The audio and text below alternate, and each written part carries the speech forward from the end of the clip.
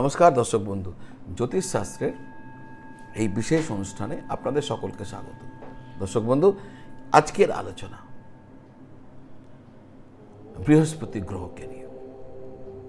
দেবগুরু বৃহস্পতি 1 মে 2024 নিজের মিত্র রাশি মেষ রাশি পরিত্যাগ করে বৃষ রাশিতে প্রবেশ করেছেন। এই রাশিতে 2025 14 মে পর্যন্ত অবস্থান করবেন এবং তারপর তিনি মিথুন রাশিতে চলে যাবেন। 2024 9 অক্টোবর বৃহস্পতি মার্গী থেকে বক্রী হবেন এবং 4 ফেব্রুয়ারি 2025 বক্রী থেকে পুনরায় মার্গী হবেন। এই যে গোচর, এই যে সঞ্চার, এই যে তার ঘর বদল, মিশেছিলেন ওখান থেকে তিনি চলে আসছেন বৃষতে, এই যে তিনি ঘর বদল করছেন, এতে আপনার ভাগ্যের কতটা বদল হতে চলেছে মন দিয়ে পুরো যদি বিষয়টাকে বোঝার চেষ্টা করেন নিশ্চয়ই আপনি বুঝতে পারবেন। দর্শক বন্ধু, এই ধরনের অনুষ্ঠান করার পেছনে আমার যে কারণটা রয়েছে সেটা হচ্ছে এই যে গোচর 1 বছর 13 দিন মতন প্রায়, এই যে 12খানা রাশি রয়েছে, প্রতিটা মানুষের উপর এর প্রভাব পড়বে এবং লম্বা প্রভাব, 1 বছর অনেক সময়।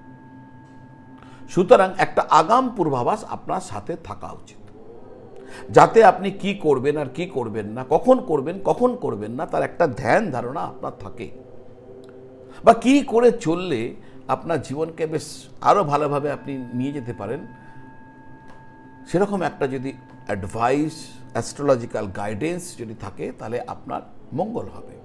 তো সেই কারণেই এই ধরনের অনুষ্ঠান আমি উপস্থাপনা করি, আপনার সামনে নিয়ে এসেছি।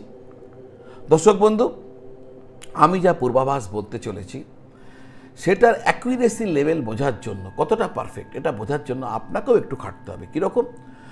আপনি এটাকে শুনবেন আপনার লগ্ন হিসাবে এবং রাশি হিসাবে। আপনার কুণ্ডলিতে যেখানে লং শব্দ আছে ওটাই লগ্ন, দেখে নিন ওটা কোন রাশি। তো লগ্ন হিসাবে এবং রাশি হিসাবে মনে করুন আপনার লগ্ন হচ্ছে মকর, রাশি হচ্ছে সিংহ, তাহলে আপনাকে শুনতে হবে আমি মকর নিয়ে কি বলছি।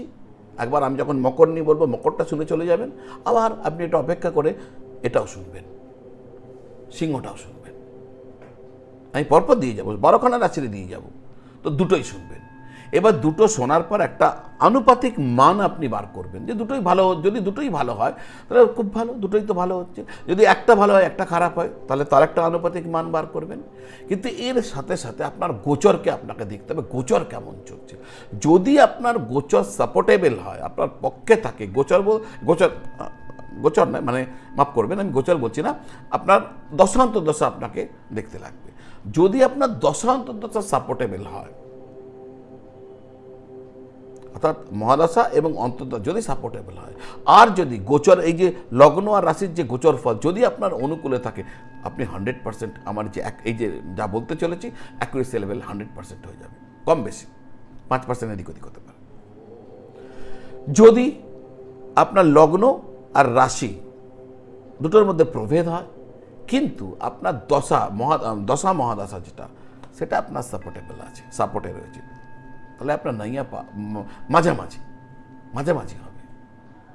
নৈয়া পুরো পার হবে না, কিছু ভালো কিছু খারাপ।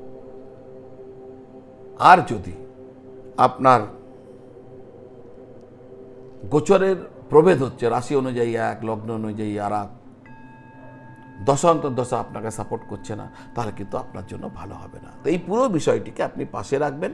আর হ্যাঁ, ভালো হবে না বলে ঘাবড়ে যাবেন না। আমি শেষে আপনাদের জন্য উপায়ও বলবো যে কি করে ভালোটাকে আরও ভালো করবেন, আর যেটা খারাপ হচ্ছে সে খারাপটাকে প্রোটেক্ট করে, প্রতিহত করে সেটাকে আরও ভালোতে পরিণত করবেন। উপায় আপনাদের জানিয়ে দেবো। আর উপায় যদি আপনি করেন, নিশ্চিত আপনার এই দশা আপনি হাসতে হাসতে পার করে দেবেন। তো দর্শক বন্ধু, যারা আমার সাথে যোগাযোগ করতে চাইছেন, আমাকে দেখাতে চাইছেন, আমার থেকে জ্যোতিষীয় পরামর্শ পেতে চাইছেন, আপনারা আমার সাথে অনলাইন ভিডিও কলের মাধ্যমে জুড়তে পারেন। অনলাইন ভিডিও কল, এই যে সাপোর্ট সিস্টেম, এটা যদি আপনি সুবিধা পেতে চান তাহলে হোয়াটসঅ্যাপে লিখবেন, আমি আপনাকে অনলাইনে দেখাতে চাই। আমার অফিস থেকে আপনাকে উত্তর দিয়ে দেওয়া হবে, সেটাকে ফলো করবেন, নিশ্চিতভাবে আমি আপনার সাথে জুড়ে যাব এবং আপনার যাবতীয় জ্যোতিষীয় জিজ্ঞাসার উত্তর দেব। প্রতিকার, প্রতিবিধান যা যা আপনি জানতে চেয়েছেন তাই নিয়ে আমি আপনার সঙ্গে কথা বলব। আর যদি মনে করেন যে এসে দেখাবেন, সেটাও করতে পারেন, একই জায়গায় ফোন করে বা হোয়াটসঅ্যাপ করে আপনি জেনে নিতে পারেন। দর্শক বন্ধু, আজকে যে বিষয়ে আপনাদের সামনে যে নিয়ে আলোচনা করব সেটা হচ্ছে, যে পূর্বাভাস বলতে চলেছি যে রাশির জন্য, সেটা হচ্ছে মিথুন রাশি। মিথুন রাশি এবং মিথুন লগ্ন কি হতে চলেছে এই যে গোচর। দর্শক বন্ধু, বৃহস্পতি গ্রহ বৃদ্ধির কারক গ্রহ, আর বৃহস্পতি আপনার 12 নম্বর ভাবে আসছে, আর 12 নম্বর ঘরকে বলা হয় ব্যয়ের ঘর। তো কিসে বৃদ্ধি হবে? ব্যয় বৃদ্ধি হবে। বিভিন্ন কারণে আপনার ভালো রকম ব্যয় হতে চলেছে। বৃহস্পতি মিথুন রাশির ক্ষেত্রে সপ্তমপতি এবং দশমপতি হয়ে দ্বাদশ ঘরে গোচর করছে, ফলে দাম্পত্য ক্ষেত্রে বাদ বিবাদের মতন পরিস্থিতি বা দাম্পত্য ক্ষেত্রে নানা রকম সমস্যা সামনে আসার সম্ভাবনা। জীবনসাথীর স্বাস্থ্য খারাপ হয়ে যেতে পারে।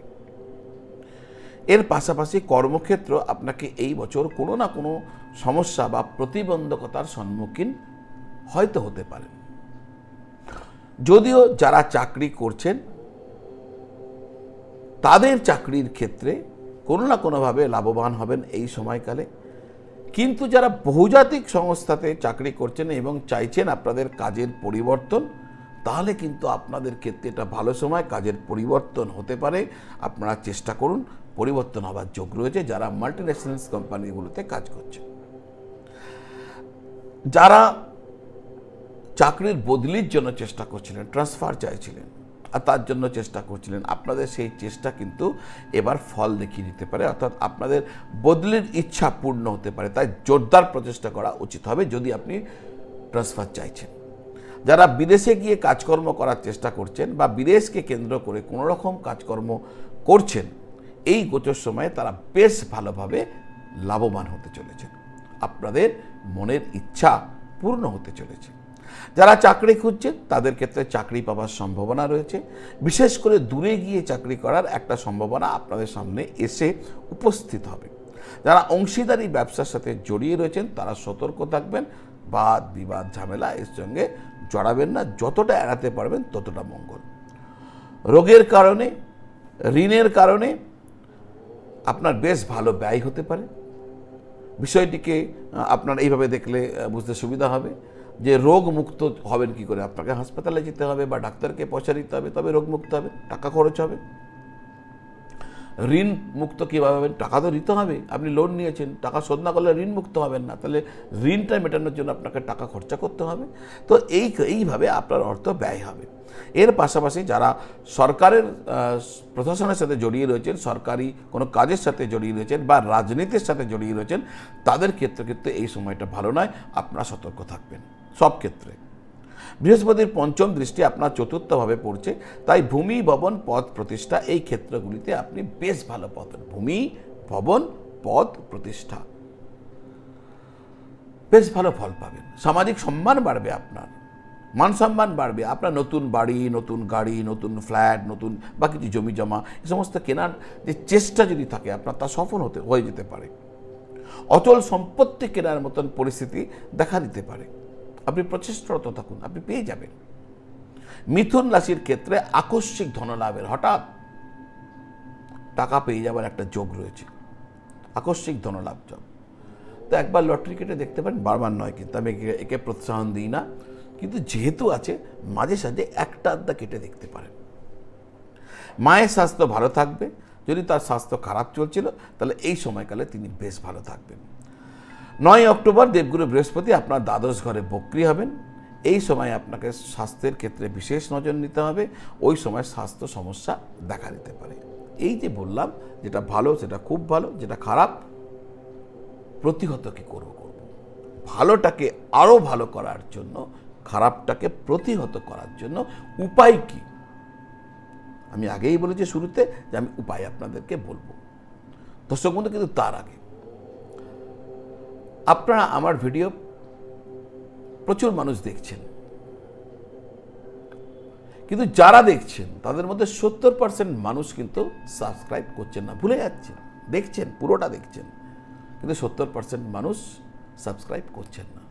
দেখুন, সাবস্ক্রাইব করতে তো পয়সা লাগছে না, তো সাবস্ক্রাইব করে দিন, পাশের যে ঘন্টাটা আছে ওটা বাজিয়ে দিন। এই ধরনের অনুষ্ঠান প্রতিদিন আপনার কাছে পৌঁছাতে থাকবে কিছু না কিছু। আর জ্যোতিষীয় যে পরামর্শ, গাইডেন্স যা আমি এই চ্যানেলের মধ্যে দিয়ে করে থাকি, আপনাদের সামনে এসে উপস্থিত হবে। তো অনুগ্রহ করে এটাকে করে দেবেন। উপায় নিয়ে বলবো বলেছিলাম, নিশ্চয়ই বলবো। দেখুন, এই যে যা বলে গেলাম, এই ভালোটাকে আরো বাড়াতে আর খারাপটাকে কমাতে কি করবেন? প্রতিদিন সকালে বীজ মন্ত্র জপ করুন হলুদ গাঁটের মালা দিয়ে। মন্ত্র কি? ওম গ্রাং গ্রিং গ্রৌং স গুরবে নমঃ। এই মন্ত্র জপ করুন। এবং যারা ছাত্রছাত্রী আছেন তাদেরকে পুস্তক দান করুন, স্টুডেন্টকে পুস্তক দান করুন। পূজারী ব্রাহ্মণকে হলুদ ফল, হলুদ বস্ত্র বৃহস্পতিবার দিনে দান করুন। একটা নিয়মিত ফ্রিকোয়েন্সিতে দান করুন। বৃহস্পতিবারে হলুদ ফল অর্থাৎ কলা খাবেন না, দান করবেন কলা। যাদের পক্ষে সম্ভব হবে, যাদের সম্ভব আছে, একটু শহরাঞ্চলে, হয়তো একদম প্রপার সিটিতে নয়, একটু মফস্বল, একটু গ্রামের দিকে আছে, যাদের পক্ষে সম্ভব হবে, বৃহস্পতিবার দিনে কলা গাছের মূলে জল নিবেদন করবেন। ম্যাজিক হয়ে যাবে দর্শক বন্ধু। এই মিথুন রাশি নিয়ে অনেকেই চিন্তিত, আমি জানি। মিথুন রাশি বা মিথুন লগ্ন যাদের আছে, তারা আপনারা অনেকেই চিন্তিত আছেন। চিন্তার কিচ্ছু নেই, শুধু এইটুকু করুন, সব চিন্তা দূর হয়ে যাবে দর্শক বন্ধু। তো আজ এই পর্যন্ত, আবার দেখা হবে। খুব ভালো থাকবেন আর সকলকে ভালো রাখবেন। নমঃ শিবায়।